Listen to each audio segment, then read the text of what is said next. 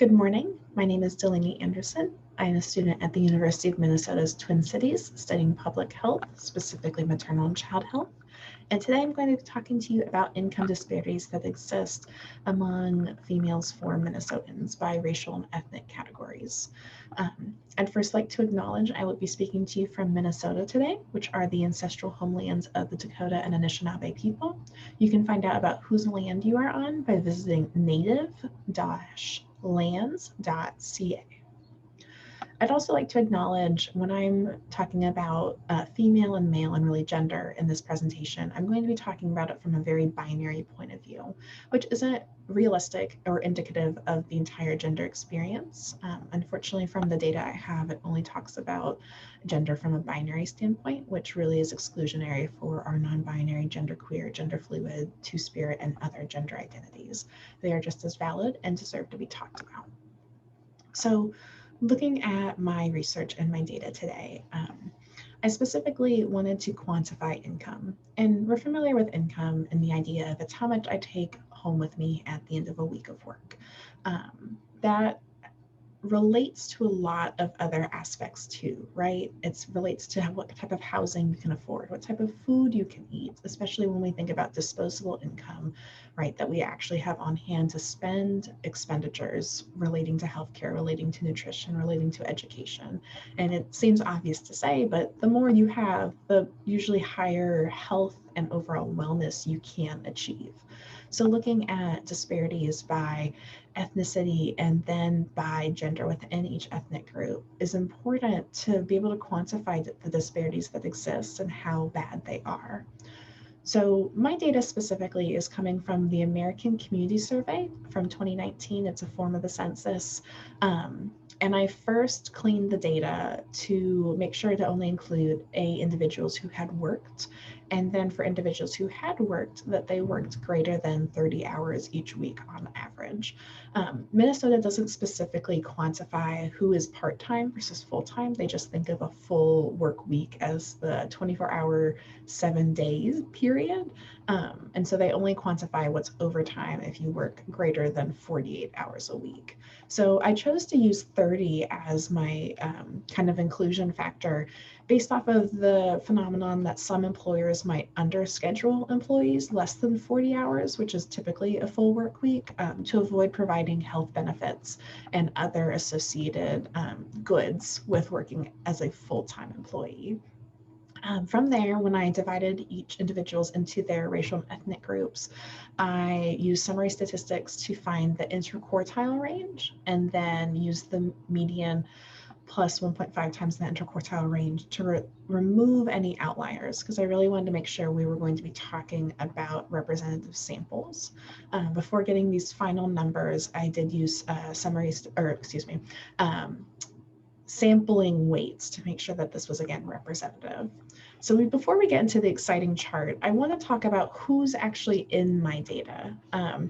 There's a lot of discussion in research about how we make these large ethnic categories usually, but we don't actually know who's in it if we're not looking at it. And so I wanted to be intentional to define, when I'm talking about these different ethnic groups, who's a part of that, hopefully so that folks can see themselves in my data and to kind of give you a better sense of whose health we are talking about. So when I'm talking about East Asian, that includes Chinese, Japanese, Korean, and Taiwanese individuals. When I'm talking about Southeast Asian, that includes Burmese, Cambodian, Filipino, Hmong, Indonesian, Laotian, Malaysian, Thai, and Vietnamese individuals. When I'm talking about South Asian, I'm talking about Bangladeshi, Bhutanese, Indian, Nepalese, and Pakistani individuals. When I'm talking about Pacific Islanders, I'm including Native Hawaiians, other Asian, Guamian, and Chamorro, and Pacific Islanders who didn't specify their country of origin. I'm talking about Native American and Alaska Native individuals. I'm talking about individuals who come from the Cherokee, Cheyenne, Chippewa, Comanche, Navajo, Sioux, South American Indian, Mexican American Indian, and other tribes or multiple tribes or tribes not specified.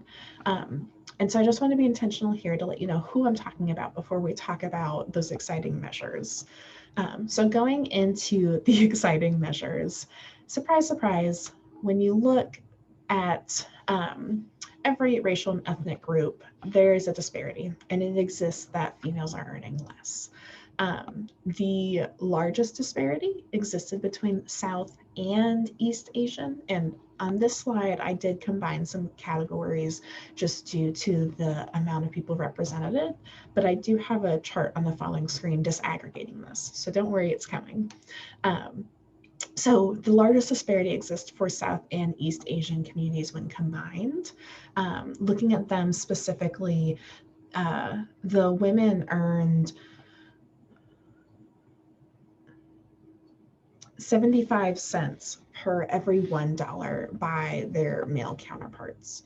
The smallest disparity kind of was a tie for white non-Hispanic females, for Black and African American females, and our Southeast and Pacific Islanders. Individuals, they altogether earned 88 cents for every $1 by their male counterparts.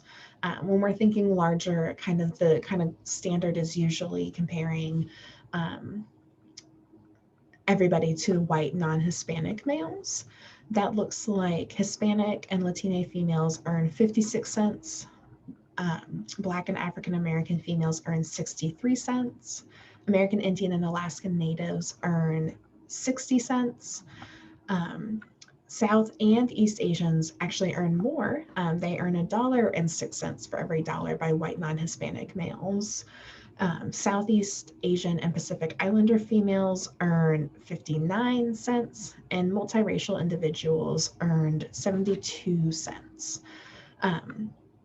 for every $1 made by Minnesotan white non-Hispanic males. Now, breaking it down a little bit further to what I mentioned, I disaggregated the data to just have Southeast and Southeast Asian. And this is where we find something very interesting. When we break up into just these groups, we find the largest disparity actually exists for the South Asian individuals. Those females earn 55 cents per $1 made by their male counterparts. And again, this data was exclusive to only include people who worked greater than 30 hours a week. So again, this isn't just because someone trying to argue that the females are working less or something like that. Like, everybody here is working a similar amount of hours, and that's still a very large disparity. We've also see here for the East Asian communities, which again includes Chinese, Japanese, Korean, and Taiwanese, that females are the only group in the entirety of my data to earn more than their male counterpart. Similarly, we see the lowest amount of income by our Southeast Asians. The disparity is smaller there compared to the male counterpart. Females only earn 87 cents per $1, but again, when it was conglomerated, you don't see this fine, nuanced picture. And so, returning to the entirety of my presentation, when we think about all Minnesotan males and all Minnesotan females, the mean income for males was about $55,000 compared to females was about $48,000, which is a difference of $7,000, which I don't know about you, but an extra $7,000 a year is not a bad thing. And so when we think about maybe households and families that are headed by females, that loss of income, that difference could be quite significant. All in all, we see there's a disparity. It exists. And so now that it's quantified, something should be done about it. I would also like to really push the idea that disaggregating our data is important, because if I didn't, we wouldn't have seen that very interesting and very important nuance, the only group where females earn more than their males, or where the largest disparity actually exists. The pushback against disaggregating is it takes more time, but it should be something that we budget for when we talk about research. So overall, thank you for visiting my poster. I hope it was interesting, and I look forward to talking to you at the conference.